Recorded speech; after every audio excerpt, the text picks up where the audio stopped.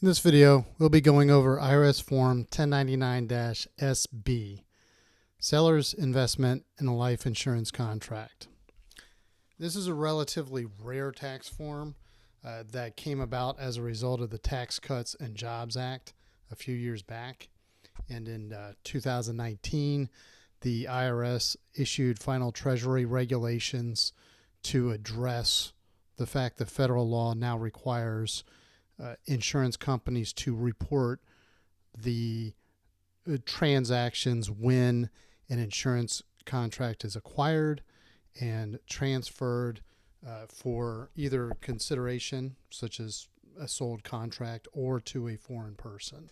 And that was updated in the Internal Revenue Code 6050Y, I believe. So this is relatively rare. If you do receive this as the seller of an insurance contract, generally you kind of have some information on why you sold that contract. But basically, this contract is reported by the issuer that issued your policy. And it simply contains your taxpayer information on the left-hand side. So it's got the insurance information for Acme Insurance Solutions in this case, with their full taxpayer ID number, followed by the seller's information. So John Doe, his taxpayer ID number, the policy number underneath. And then on the right-hand side, it simply has how much John Doe has paid into the contract. So the investment in the contract basically equals the amount of premiums that you paid into an insurance policy minus any dividends, any money that came out of the policy to be paid to John Doe.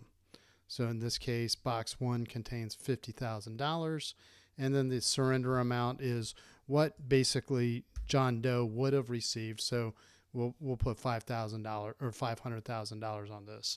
So what he would have received if he just surrendered the policy to the insurance company. But mind you, this is an insurance sale.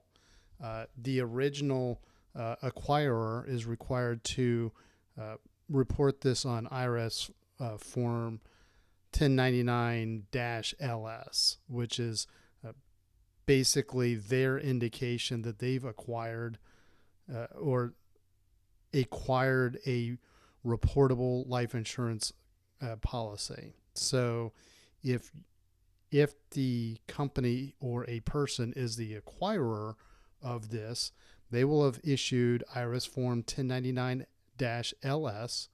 They would have sent a copy to the IRS. They would have sent a copy to the seller. They would have sent a copy to the issuing company, and then they would have retained a copy of that contract themselves. So in that case, the 1099-LS reports the amount that they paid to the seller and then the date of the sale. This represents the investment in the contract as well as the surrender amount. Now, this informs the IRS of certain transactions that may be reportable down the line. Beyond the scope of this video is the actual taxation of individual policy transactions. We can't go too much into depth.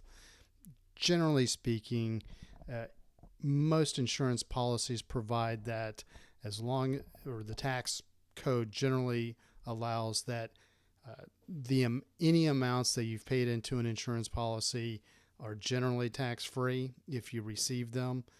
So if you there are certain conditions for what would be called viatical settlements, where a company may come in and purchase the face value of an insurance contract because there are certain medical conditions going on with the insured person. That type of taxation can be nuanced, but generally, if you paid money into an insurance contract, you're probably going to get that back at least tax-free. Under certain circumstances, you may receive up to the face policy tax-free if you are either expected to die or if you have a chronic condition, the IRS has very specific tax guidance on that. So those amounts that would be subject to tax generally are reportable on Form 1099-R, and that's in a different topic, so outside the scope of this video. Generally speaking, if you do receive a copy of this, you should probably just keep it in your records, but there is no, in the form instructions themselves, there is no place where you would report this on your Form 1099-R. This simply, or sorry, your 1040 or your individual tax return. This simply is a notification to the IRS in response to another tax form. The IRS basically reconciles those to make sure that they match up, and then they understand what the tax implications may eventually be when the proceeds are issued from that contract. So we do cover this in a little bit more detail in our article, which you can find on our website. Simply go to teachmepersonalfinance.com, type in IRS Form 1099-SB, and you'll see our article. We'll also put links in the show notes to a couple of the other forms that we mentioned in this video. And if you like our articles, please subscribe to our newsletter. And if you like our YouTube videos, please subscribe to our YouTube channel. And if you have any questions, comments, or if there's a question that you would like covered in a future video, please hit me up in the comments section. Thank you very much and have a great day.